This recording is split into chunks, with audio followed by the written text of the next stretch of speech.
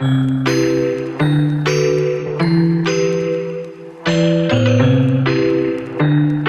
everyone, it's Shane. Thanks so much for tuning in. Just when you get a chance, hit that subscribe button or hit that follow button if you listen on podcast. Greatly appreciate it. Thank you so much. Enjoy the show. Is that the chat?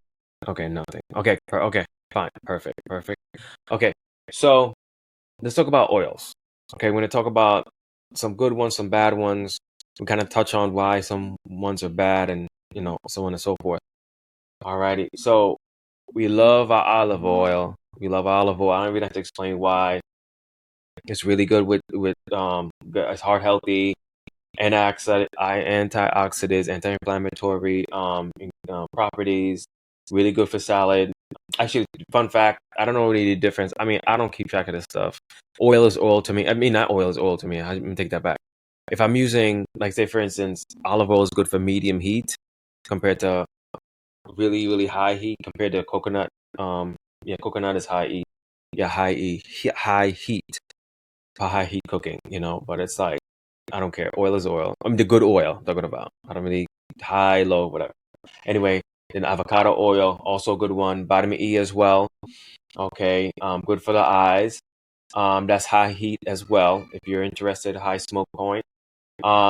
Coconut oil, fantastic. MCT or MCTs. What am I? Medium chain triglycerides. Okay, those are good stuff. Help with the immune system, boost your immune system. Okay, then flaxseed oil. Okay, me personally, I get it in pill form. You can actually put it on salads if you want to. That's fine. Yeah, you can't. You have to keep that like on low heat and stuff like that. That's sensitive. That's sensitive to heat actually. All right, so that's good for salads and smoothie and stuff. Now this one gonna probably blow your mind. Canola oil. Okay, just understand. I'm not using canola oil, but I'm just giving you the facts so you guys know. Okay, so canola oil is modified. Okay, is kind of like a GMO. Okay, so understand something. Is actually the worst of the best oils to use, if that makes sense. So it's like on a bottom. Excuse me, when it comes to oils. So the reason why is because it doesn't really have that much saturated fat. Okay, and it actually has omega-6, omega-3s. Yes, I know, Rashina. Yeah, and it actually has omega-3s, and I'm gonna get into omegas after this. Okay, that's very, very important. We have to make sure we understand what omega-3s, omega-6s is. So understand that you can cook it, you can bake with it, all these different kind of stuff.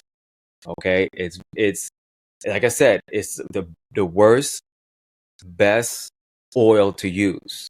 Okay, but the reason why, like I said, it's low in saturated fat, high in unsaturated fat, which is fantastic. Contains omega-3s, fats, and can cook with anything really. Okay, now the reason why people don't want to use it, okay, is because it's a GMO, okay, genetically modified organism, okay. It's like the way that's processed and these different kind of things people don't agree with, so that's why it's really frowned upon, I guess you can say. So just be aware of that. Okay, so canola oil isn't 100% bad. Okay, so when you see it in your ingredient list or whatever, and like, oh my God, canola oil, and put that away. Just understand it's not 100% bad. Okay, because it does have beneficial properties in it. So I want to say 50-50, but maybe 75-25, that kind of thing. But yeah. So yeah, I was like, yeah, I was shocked when I did my research about this. I had to double check, triple check this, fact check, and whatever. But yeah, it is um actually one of the best. I say the worst best oils to use. Okay. Alrighty. So let me see something. See if there's any questions at all for anybody in the other chat. No, no, no. Okay, perfect. So, all right, now we're gonna go on the bad ones. Okay, this is probably okay. Whatever. I'm not gonna use those anyway. It's fine. Palm oil. Okay, high in saturated fat, and which could raise LDLs. I'll stick with my olive oil. Yes, yeah, stick with my olive oil. And I'm actually gonna talk about something else too, which is Where? Yeah, I'm gonna talk about something else too. Did I put it in my notes to talk about it? Yeah, I'm gonna talk about that. And actually, I should talk about. Okay, let me finish off. So, soybean oil, highly processed, what have you. I mean, we're not gonna use that. We know to deal with that one. Vegetable oil, we know to deal with that one. It's highly processed, mixture of different oils, highly processed, refined, high in omega-6s. But remember, well, we'll get to it in a minute. Let me just continue. And partially hydrogenated oils. Okay, this is found. It contains trans fats, high for heart disease, stroke, all that, type 2 diabetes. Found a lot in processed and fast foods. All right, that's why fast food tastes so good. Partially hydrogenated oils. Okay, so before I get into omega-6, let me talk about the oils real fast. Well, one more thing about oil, because I know it's probably telling you guys to do it. I actually just did it. I made some eggs for Logan just a few minutes ago. Yes, I'm happy he loves eggs. I love eggs. So understand the oil spray. Okay, just understand what it is. Why is it low calorie? It doesn't make sense.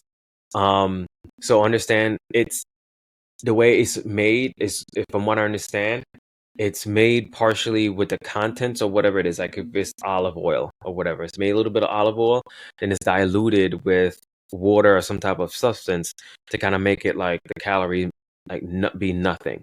Okay, and then it's emulsified and they put these other properties in it to kind of mix it together and like stay together, and then you get their low calorie spray. But it is not dangerous, of course, because of course they wouldn't put an oil. I would say they wouldn't put it in the market. The U.S. government puts a lot of stuff in the market, and just it's okay, whatever. But anyway, but it is safe to use. Okay, but you understand what it's coming from. It uses a little bit, so small amounts that's why it's so low calorie. And like I said, it mixes usually with water, emulsified, and add in a little bit more to kind of bind it together, keep it together, and then you have your sprays. Okay, I just want to throw that in there. Okay, just in case if you guys didn't know.